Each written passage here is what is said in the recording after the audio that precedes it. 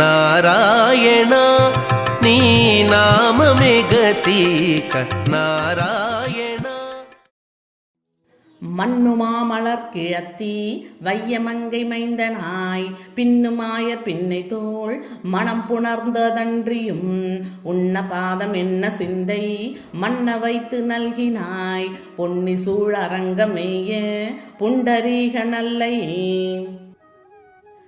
பொன்னி நதி சூழும் திருவரங்கத்தில் உள்ள புண்டரீகா, தாமரையில் தோன்றிய அலைமகள் பூமாதேவி, ஆயர்குல நங்கையான நப்பின்னை ஆகியோரின் நாயகனாய் இருந்தும் உனக்கு அவர்களை விட அடியார்களிடமே அன்பு அதிகம் என்று எண்ணும்படி என் உள்ளத்தில் உன் திருவடி பதித்து என்னை அங்கீகரித்த உன் அன்பை நான் என்னவென்று பாராட்டுவேன் என்ற பொருளில் இப்பாசுரம் உள்ளது.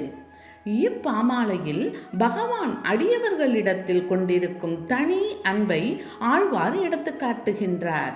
திருமகள் பூமாதேவி நப்பின்னை ஆகியோரின் நாயகனாயிருந்தும் என் உள்ளத்தில் உன் திருவடியை பதித்து என்னை நீ அங்கீகாரம் செய்திருக்கின்றாய். உன் மனைவியரை விட அடியார்களிடமே உனக்கு அன்பு அதிகம் என்று எண்ணும்படியாக உன் திருவருள் இருக்கின்றது என்று ஆழ்வார் நெகிழ்கின்றார். அன்புதான் எல்லா சக்திகளையும் விட மகத்தான சக்தி என்பதை இப்பாசுரத்தின் வாயிலாக ஆழ்வார் எடுத்து காட்டுகின்றார். பகவான் எப்பொழுதும் அன்புள்ளவர்கள் பக்கமே இருப்பார் என்பதற்கு பல சான்றுகளை சொல்லலாம். கௌரவர் சபைக்கு சமாதான தூது வந்த கிருஷ்ணனை துரியோதனன் சாப்பிடுவதற்கு தன் இல்லத்திற்கு அழைத்தான். ஆனால் அவர் அதற்கு உடன்படவில்லை. தூதனாக வந்தவர்கள் தங்கள் காரியம் முடியாமல் சாப்பிடக்கூடாது என்று கூறி புறக்கணித்தார். ஆனால் அன்புள்ளம் கொண்ட அடியவர் வீட்டிற்கு சென்று எளிமையான உணவை ஏற்றார். இந்த ஒரு சான்றே பகவானின் திருவுள்ள குறிப்பை வெளிப்படுத்துவதாக உள்ளது. மண்ணுலகில் வாழும் மக்கள் அன்பு என்ற வட்டத்திற்குள் வர வேண்டும், அற்ப பொருட்களை துறக்க வேண்டும் என்ற அருள் உள்ளத்தில்தான் ஆழ்வார் இப்பாசுரத்தை நமக்காக அருளியிருக்கின்றார். இலங்கை மன்னன் 5 பைந்தலை நிலத்துக கலங்க அன்று சென்று கொன்று வென்றி கொண்ட வீரனே விலங்கு நூலர் வேதனாவ நீதியான கேள்வியார் வளங்கொளக் குடந்தையுள் கிடந்த மாலுமல்லையே. அன்று இலங்கை சென்று அதன் அரசனான ராவணன் அஞ்சி கலங்க 10 தலைகளும் பூமியில் விழும்படி அவனை வீழ்த்தி வெற்றி பெற்ற வீரராகவா? பூநூல் தரித்தவர், வேத சாஸ்திரங்கள் கற்றவர், நல்லாசிரியரிடம் நூல்பொருள் தன்னை கேட்டு உணர்ந்தவர் வழிபாடு செய்யும் திருக்குடந்தையிலே நித்திரை செய்யும் திருமாலும் நீ அல்லவா என்ற பொருளில் இப்பாசுரம் அமைந்துள்ளது. இப்பாமாலையில் பகவானை வணங்குபவர்கள் யார் யார் என்பதை அழகாக ஆழ்வார் எடுத்து காட்டுகின்றார். பூநூல் தரித்தவர், வேத சாஸ்திரங்களை கற்றவர், நல்லாசிரியர்களிடம் நூல் பொருளை உள்ளவாறு கேட்டு அறிந்தவர் திருக்குடந்தையிலே வழிபடுகின்றார்கள் என்று ஆழ்வார் வர்ணனை செய்கின்றார். இதன் மூலம் திருக்குடந்தை சான்றோர்கள் வசிக்கும் இடம் என்பது குறிப்பாக உணர்த்தப்படுகின்றது. அன்று இலங்கைக்கு வானர சேனையோடு சென்று ராவணனின் 10 தலைகளையும் அறுத்தாய். அந்த பராக்கிரமம் கொண்ட நீயே திருக்குடந்தையிலே சான்றோர்கள் வழிபட எழுந்தருளி இருக்கின்றாய் என்று ஆழ்வார் குறிப்பிடுகின்றார். சிங்கத்தின் வலிமையை வேறு ஒரு சிங்கம்தான் அறிய முடியும். பகவானின் பராக்கிரமங்கள் சாதாரணமானவர்களால் அறிந்து கொள்ள முடியாது. தனக்கு வேண்டுவதை கொடுத்தால் பாமர மக்கள் பகவானை போற்றுவார்கள். தராவிட்டால் பகவானுக்கு கண்ணில்லையே என்று புலம்புவார்கள். இது அறியாமை மயக்கத்தில் ஆழ்ந்திருப்பவர்களின் செய்கை ஆகும். ஆனால் வேதம் கற்றவர்கள், அதன் பொருளை உண்மையாக உணர்ந்தவர்கள் எந்த நிலையிலும் தெய்வத்தின் மீது குறை சொல்ல மாட்டார்கள். வினை பயன்கள் காரணமாகவே இந்த துன்பங்கள் வருகின்றன என்பது அவர்களுக்கு தெளிவாக தெரியும். அத்தகைய சான்றோர்கள் வணங்கும் திருக்கோவிலில் எம்பெருமான் வீற்றிருக்கின்றார் என்று ஆழ்வார் சொல்லுகின்றார். அத்தகைய சான்றோர்கள் நிலைக்கு பாமரர்களும் உயர்வடைய வேண்டும் என்பதே ஆழ்வாரின் அவாவாகும். சங்கு தங்கு முன்கை நங்கை கொங்கை தங்கள் உற்றவன் அங்கம் அங்க அன்று சென்று அடர்த்தெறிந்த ஆழியான் கொங்கு தங்கு வார்குழல் மடந்தை மார்குடைந்த நீர் பொங்கு தன் குடந்தையுள் கிடந்த புண்டரீகனே. சங்கு வளையணிந்த சீத்தையின் மேல் காமம் கொண்ட ராவணனின் தேகம் அழிய யுத்தம் செய்து அவன் தலைகளை கொய்தவன் ஸ்ரீராமன்.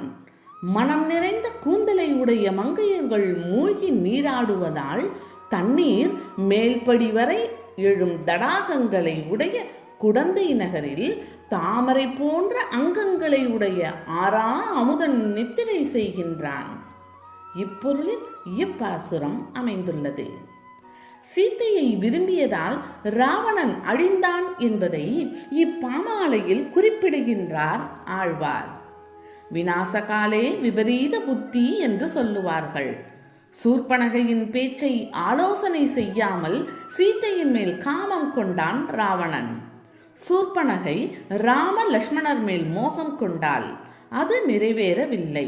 அழகுடைய சீத்தை அருகில் இருப்பதால் தான் அவர்கள் தன்னை புறக்கணிக்கின்றார்கள் என்று நினைத்த அவள் சீத்தையை தூக்கிச் செல்ல முயன்றாள். அதனால்தான் லக்ஷ்மணன் அவள் மூக்கை அறிந்தான்.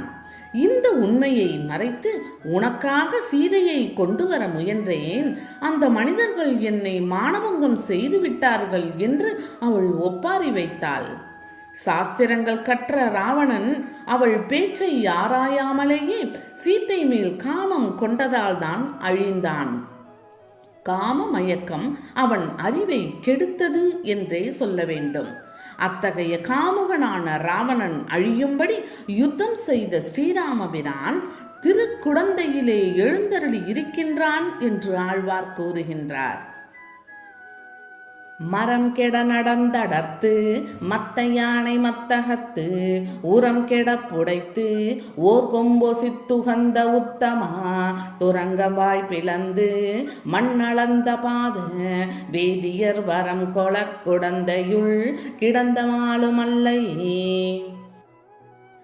அரக்கர்களான இரட்டை மருத மரங்கள் முறிந்து விழும்படி உரலுடன் தவழ்ந்து சென்றாய்.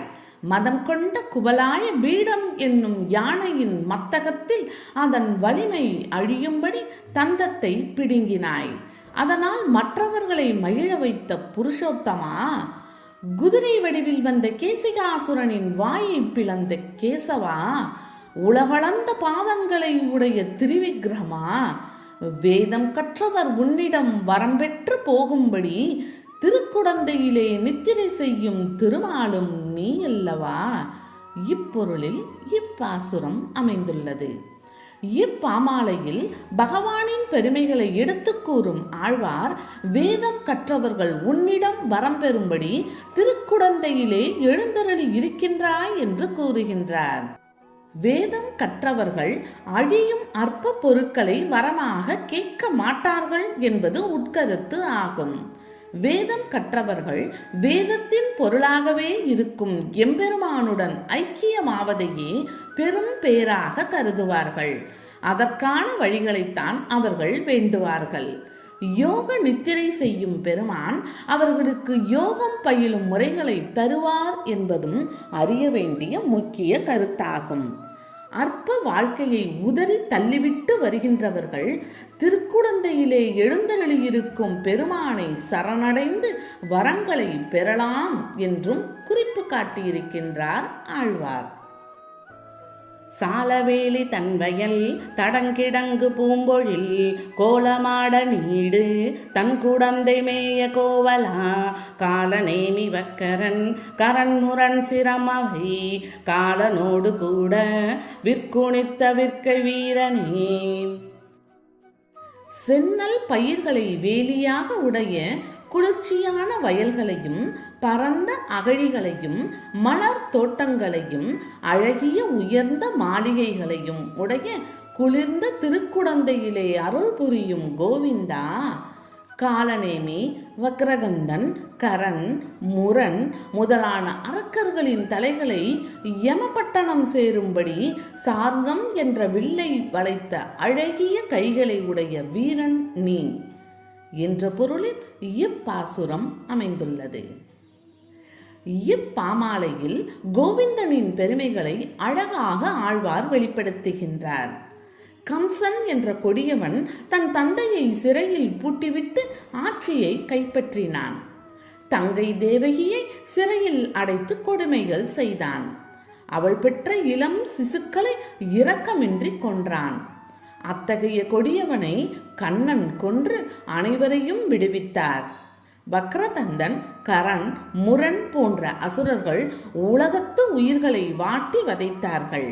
அவர்களையும் யமலோகம் அனுப்பி வைத்து மக்கள் வாழ வழி செய்தார் பகவான். சார்கம் என்ற நிகரற்ற வில்லை வளைத்து தீயவர்களை எல்லாம் ஒழித்து கட்டிய எம்பெருமான் திருக்குடந்தையிலே அருள் புரிகின்றார் என்று ஆழ்வார் கூறுகின்றார். தீயவர்களின் ஆட்டம் வெகு நாளைக்கு நீடிக்காது என்பதற்கு அடையாளமாக எம்பெருமான் திருக்குடந்தையிலே வாசம் செய்கிறார் என்பது கருத்தாகும்.